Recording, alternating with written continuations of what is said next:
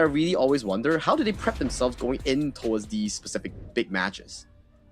Yeah, I mean, being cool, calm, and collected is like I think the biggest thing, right? Just letting the players rise up to the occasion, right? Don't sink down to the level of play of your opponents, but to always be prepared, right? And to know that when you're going in, I think the biggest thing is that you're coming in to win, right? Being confident, and if you do get outclassed or you're outplayed, learn from those mistakes. That's the biggest thing, and being able to just kind of learn quickly. I think that that's going to be the biggest thing for NONGSHIM here.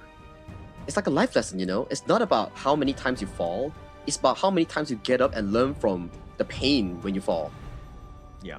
But at the same time, why are you falling so many times, man? Like you're having trouble walking? Like, what's going on? You know, it happens, you know, when you're a bit clumsy, when you're like me, that's not statistically or like visually very tall in person. So you don't get a large view of the surroundings happening. Well, I mean, you're close to the ground. You can kind of see rocks or steps and things. You won't fall down. No, I'm just kidding. Let's go into this one. Of course, this is the third game here. I mean, BLACKLIST International go banning out with the Arlie and the Dharma, both the heroes that they've played themselves. Very strong ones. Sticking with that one. But NONGSHIM REDFORCE on the other end, they're like, Haya, it was so bad. We're going to ban it for you. Chicha, on the other hand, we're going to ban this one. We do think that this hero is very strong. Ooh, here comes the Fire Ninja Mai Shiranui first pick hover coming in by the side of BLACKLIST International. It won't be going on the hands of Dragon this time around. Nice, nice. Setting it up. I mean, it's another way of also taking it away from Illusion. And you're talking about tempo, right? So going into this one, the mid lane is going to be key. They're going to be looking to go fast and furious. So you need some sort of counter initiation. Lapu Lapu does that in spades.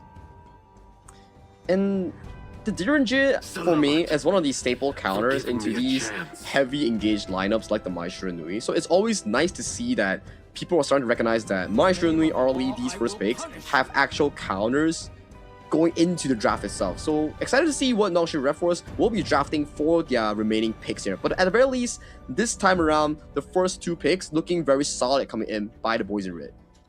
Yeah, looking very strong here. But at the same time, BLACKLIST not messing around. They're going to go with some heavy picks themselves. Lung and, of course, the Beast here to kind of give Chaz one of his signature heroes. This is going to be a tough one. I mean, it's gonna be a nice little, like, who counter initiates going up against the Lapu Lapu or the Reef Heart Datu. This is going to be an interesting one. They have a lot of tools, right? It's like you're saying that, okay, Mai Shiranui and Zhang Fei, you have a lot of these mechanics to actually set your team up for success, which is the same thing coming in by the side of NONGSHIM REDFORCE. Bratel and also Namu, the new boys in towards this team, they're given access as well on picks like the Mayin, picks like the Lapu Lapu, the Reef Heart Datu in these multi-engaged knockup setups. Yeah. I mean, that multiple... I mean, they have a lot of stuns on that team, but now it's about shoring it up. Yeah, you have control. You need that damage, right? So I think that for, Haku here, you're probably looking at some sort of assassin style, some sort of way to kind of, compound it so that not all the pressure is on Siri to do the damage. Well, Luna is still open here coming in for both teams. Maybe that could be a point of contention later on. But with BLACKLIST International banning both the Ladies In and also the likes of the Nua, potentially they might go for things like the Ogren here. Yeah, it could play out. And it looks like they want to go with the Agudo here, expecting that the Ogren will probably be picked up because it is open, unless they decide to kind of audible into something else. It is smart, yeah. Ooh, but... hang on a moment though, we are having a hyper aggression coming in by the side of BLACKLIST International, doubling down on the assassin department. This is gonna be a very stressful game coming in by the marksman or any squishies coming in for NONGSHIM REDFORCE to actually play out, because you have a lot of firepower and tools for the side of BLACKLIST to jump on those squishies. Yeah, a ton of opportunities. Plus, you have the Byron to kind of shore things up. It looks like they're going to go with the Heartseeker here, the Daji, if you will. I mean, this is going to be one where the control has got to be on point. Illusion was kind of playing that secondary support last game. He's going to kind of continue that. Most of the farm should go into the hands of course, Haku and Siri, and to kind of really set themselves up for success here. I'm having a bit of a deja vu here, because I've seen this Daji against the exact same composition against BTR by Vitality I think 2 days ago, where there was a Jing, there was a Mai, there was a engaged roamer, and NONGSHIM REDFORCE picked the Daji here. So for me, yes, Daji counters the Jing in a 1v1 matchup or in like a multi-matchup, but Yeah. She still has a problem where she doesn't have mobility. So she could be a prey for the members like Fire Ninja on Hands of Dragon. Yeah. Both of those guys are going to be flying white ad to him, right? So Illusion has to be so far back where, you know, the rest of the team is there to help support and not get jumped on. It's going to be key because the team fight is real from NONGSHIM. If they're able to kind of get them into 5-man, you know, team fights, they're going to have a good time. But at the same time, Blacklist International, if they're able to get those pickoffs, the Jing and the Mai are going to be high flying. It's going to be tough to deal with and to ensure that everybody's there on time. This is going to be an exciting one coming in towards this game number 3. It's do or die for the side of NONGSHIM REDFORCE. Yes, you can say they don't get eliminated in group stage, but to find a win, an opening win, not even a series win for your team is such an important task for you, especially you are against your long rivals, which is Blacklist International. This is your shot to make things right. This is your shot in starting that reverse sweep. Yeah, this is the moment, right? And you got to look at this third game. Yes, it's an elimination game. Yes, or sorry, it's for the match. It's match point. That is not elimination, but this is a situation where it's tough, right? There's going to be a lot of pressure, especially on Ratel and Namu, to really show up on this one. But you got to just shake things off. Look at this as like a best of one. Think of it as baby steps. Win this game and and survive at least for another one.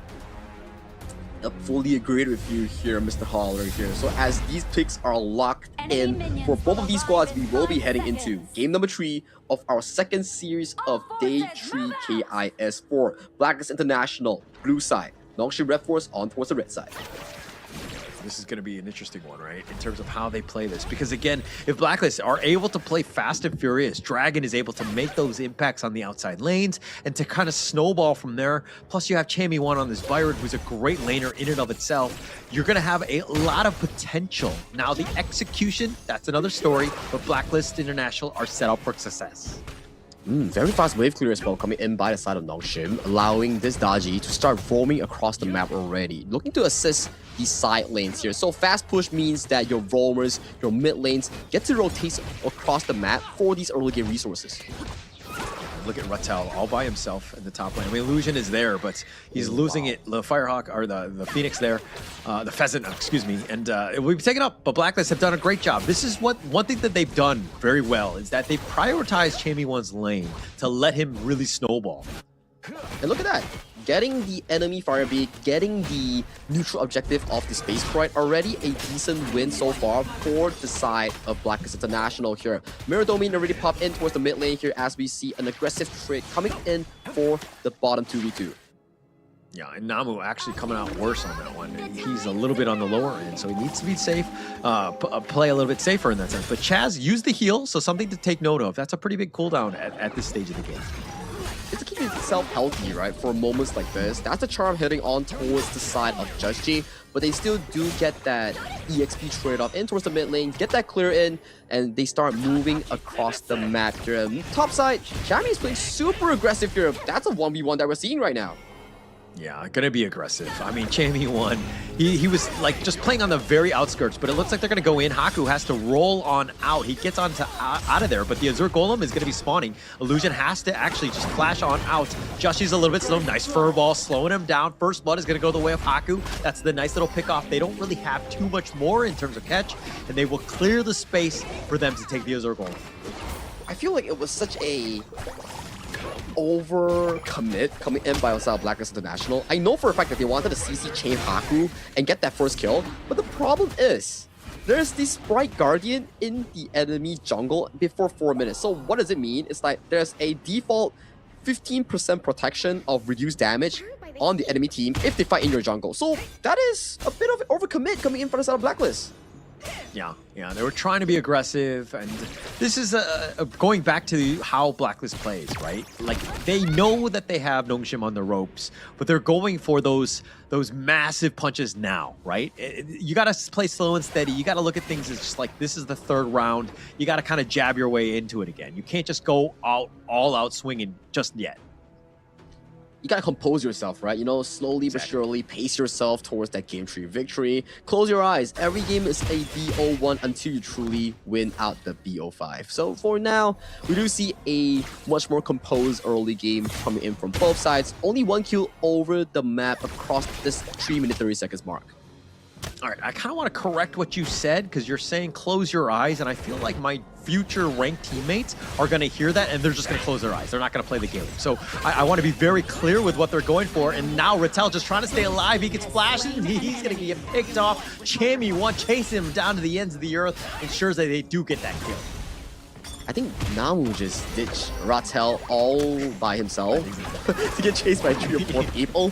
But back to your end of the story just now that you say your teammates to close your eyes. That's definitely not what I meant. If you have anything to say, catch him at Holler TV. And towards the mid side here, we see a bit of a damage on towards the tower here. With superior positioning, this Tyrant should be going easily to the hands of NONGSHIM REDFORCE. But on towards cross map, Chammy1 does get a trade on towards that top tier 1. Great control by NONGSHIM right there. That's how you want to just take that Tyrant. Ensure that Blacklist can't even get close to it. I mean, yes, they're down about 1k at this point, but the top lane has not gone well. Rattel losing that top T1 at the 4-minute mark, that's a rough one.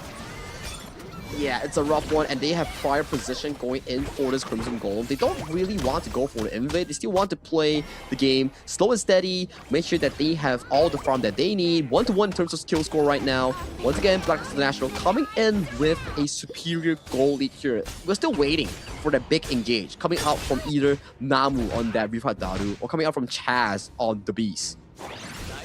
Just not ready yet. I think that Just G and Haku haven't hit that critical mass as of now. Illusion has to just run off. And here come the reinforcements. Chammy1 planting his flag, wants to go force field suppression, but this might be a little over aggressive, but it was just a bait. And here come the reinforcements. They have a 2-man knockup, and Just G is trying to dance around, but he gets picked off as well. It looks like Chammy1 baited his own teammate.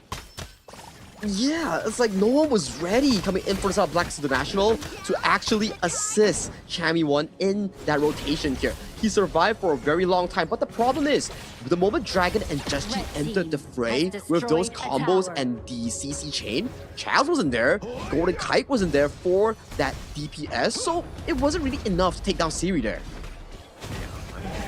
Like no one was really there to help follow up on, and that's not kind of where you want. But Chammy1 is in a bad spot. It looked like he was going to die regardless, but I think Just G going in for this one, it looks like they did get revenge on the Siri of all people, so BLACKLIST making that one at work.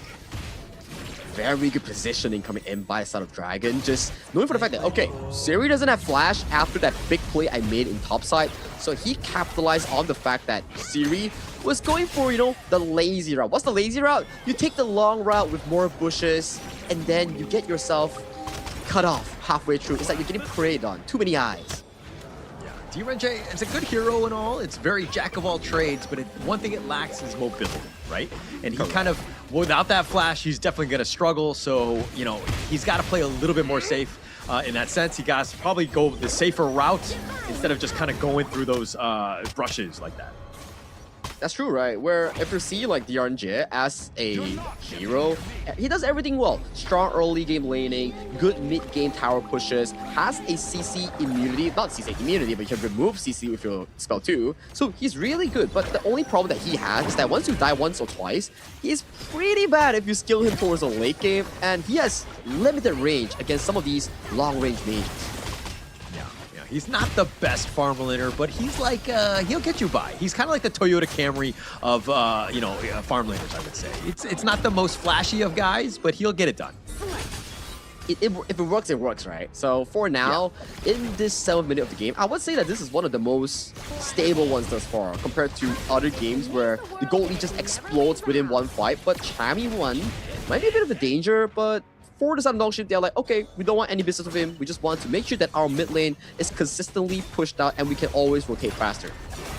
Yeah, and even going into that, Rattel was being aggressive because he had reinforcements on the way, but Chammy1 is actually outdueling him. This is something that Rattel needs to be a little bit worried about, especially coming into this potential team fight, because if he gets the jump, he's able to maybe get to Dragon. That's best case scenario, but he can't deal with anyone else. It's all 1v1. But it's still an okay trade. If you look at towards the mid lane, Haku utilizing the critters, getting that mid tier 1 down for his team, but losing out another bot tier 2. So turret trading wise is looking much better for the side of BLACKLIST International, and you can see the Unbridled Outburst catches on towards Daji. Oh, nice two-man stampede. They find him. An illusion just barely staying on. He's just going to get dove under. Dragon chasing him down to the ends of the earth, ensures that he sacrifices his own life for him, but he's going to be down on this one. And now they find Chaz. Golden Kite is getting whittled as well. He has no Dragon. Chammy1 being chased. He's got the force field suppression. Haku just rolling it down with that wild growth. This mid T2 is going down. NONGSHIM find the perfect team fight to get themselves going. Too deep for any assistance coming in for the side of Blacklist International squad. They got Illusion, but Illusion doesn't carry so much gold in towards his pockets compared to Seri, Haku, even Rattel. And to add insult into injury, Rattel steals away the Crimson Golem and takes the Azure as well. Double buffs on towards the Roamer. Yeah, Namu's gonna be very happy with that one, being able to take them both away. And he did it right under the nose of Justy. Justy's like, oh, come on, are you kidding me? He was able to time that one perfectly. And now NONGSHIM in the driver's seat, something that we haven't seen in this series. They're up about 1K as they take the Tyrant. If they can pace themselves super well going into the 10-minute Shadow Objective fight, they could have such a large lead in potentially dictating this game number 3 here. Look at Namu's position here. Raging Siege has some 3. Oh, the Raging 3 onto 3. That was the perfect play. Chammy1 of the force field suppression has to use the flash. Here comes Haku, but they disengage at the right time. Blacklist International expended some of their ults and those flashes, but they do survive. It's a Tang Jing of all things coming in towards this game as well. So for the side of Blacklist International, I'm a bit worried for their potential DPS issue later on. 5 seconds until the inevitable Shadow Objective that will be spawned in towards this. We see Dragon pulling in a quick rotation with that teleportation right now. Both teams looking for the prime engager. Chaz already spotted out by Rattel here. Uses the Spur spell, checks out the bushes here. All 10 members are available on the map. Yeah, and Chaz is still out front. He's going to use the Umbrella Outburst. He wants to go for this one, but it looks like he's going to take this one. The steal! Oh, Justy, he's so low. No, he gets picked off. He pays with his life. But now Chammy1 is on the run. The force field suppression is going to be looking to just kind of keep him alive just a little bit longer, but he gets picked off. The double going the way of Siri. They actually get kills, but they do lose out on the Tyrant. Shadow Tyrant is fine. They're slowly but surely mitigating the bleed that's being put on towards them. But right now, there is a key problem in Blacklist International's draft. Where is the sufficient DPS? I do see that Golden Kite is going for the core critical route, but the subsequent damage, Dragon doesn't do full damage. He's not consistent. He's a burst type. Chammy1 is also a semi-tank. So that's the problem here. And you can see Dragon being caught in the middle of everyone, dying right before the respawn of his team. And NONGSHIM, this is one thing that they have, is that they have a lot of CC. If Dragon were able to get caught out like he just did, he's going to get stun locked. So he had really no opportunities to get on out. NONGSHIM making this draft work, and now they're going to just take down the top T3 essentially for free. Yeah, not enough DPS coming in for side of Blacklist International. You have a Tank Jing, and the Tank Jing doesn't traditionally do well in assassinating the backline. I understand the fact that he wants to limit the approach of Illusion one-shotting him, but you can check out his build. 0-3-1, has the Blazing Cave, has the Axe of Torment, so the burst isn't enough coming in from Just G. Yeah, they needed that damage. They need that burst. But again, you're kind of thinking Agudo and as well as the Lapu Lapu, I need to out-sustain that. I need to survive. So he's kind of trying to go in for this, but the Umbrella Outburst, the Furball is going to be used in counter, but Illusion has already been picked off. Siri doing some work on the Dragon who gets on out of this one. Justy's going to be picked off. It looks like NONGSHIM have found the right approach. They tried to go in for this one. They tried to go in terms of this team fight, but they were not able to do it. So they're going to be waiting for this Shadow Vanguard here. And Rattel is going to be up front with Chammy1 to kind of deal with it. The Storm Strike is going to be on point. Nice onto 3. It looks like Rattel turns that around. Chammy1 looking to turn it up himself, but they have 4 members that are still around. Namu, nice little play. Nice 3-man stun. They find Chammy1, who's out sustaining. No, he will get killed in the end. And now with Justy up in about 2 seconds, they're on a bit of a timer. They find Golden Kite. Dragon and Justy are back up. They're trying to go for the crystal, and it looks like they're going to be slowed down. They get picked off. Siri's going to be picked as well. Haku is now running for his life. He does survive. Illusion will as well, and it looks like Blacklist International somehow hold on. But the damage has been done here, Hauler. Look at the towers. They don't respawn. But in 20 seconds, all the members of NONGSHIM REDFORCE will be ready and available to get that Tyrant in that bottom river. For now, the issue with Blacklist International, he cannot take another losing fight. Let's check out the instant replay what exactly happened here. Chammy1 played really well with the sustain here, but look at the furball landing on towards Golden Kite. The wave clear was super clean coming in from the side of BLACKLIST International, and the final Overlord didn't enter the base, didn't remove the backdoor protection. Hence, that's how BLACKLIST International managed to clench through the final few moments. Yeah, Siri was actually just trying to hit the crystal, but then he realized that, oh, we don't have backdoor protection, or the backdoor protection is used. So it's up, so we can't actually take this one down. Siri was like, okay, I'm dead no matter what. No real chance on this one, but that's just how close things are. Now, BLACKLIST International, they're not out of the woods yet, right? They have a long way to go. They have to figure out a way to surmount some sort of comeback on this one, but it starts here with this Shadow Tyrant. Whoever wins this fight will get a much better priority in either ending the game or extending one for either of these teams here. We do see a bit of a DPS being committed on towards this Shadow Tyrant here. It's already secured by BLACKLIST. They find it, and it looks like they're going to be turning this around. Illusion is doing a little bit of work on this one, but now they have the control. They're stuck in that little lair. They find Rattel, who had gone over the wall, but he was all by himself. This is not where you want to be. They get the return into Justy. It's a 1-for-1. NONGSHIM now, understanding that they have a little bit of an edge here, they're going to continue to push. They will set their sights instead on towards the Shadow Overlord in towards the top side here. 4v4, both teams. One without a Clash Lane, one without a jungler here. For BLACKLIST International, they want to fight with the Shadow Tyrant buff. Yeah, and they do have that smite. Haku's alive. Justy's down for about 20, but they're not actually working on this. Dragon is working his way around. Chaz is just getting shot down. No chance. Haku just runs him down. Chammy1 is now here, and now it looks like he's going to be killed as well. And NONGSHIM, off an uncharacteristic mistake by Chaz and Chammy. Now this opens up the door for the Overlord.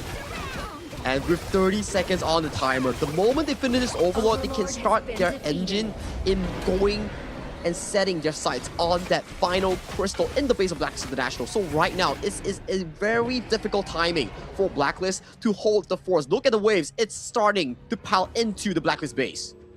Yeah, all three lanes right now pushing. The Shadow Vanguard are further pushed there. Joshi's in a bad spot. He actually turns his attention, looking to just cut the creeps at this point, but the crystal now is under siege. Here it goes. Namu actually completely misses the Raging Sea, but it doesn't really matter. They go for the crystal, and NONGSHIM get on the board and win out on game number 3.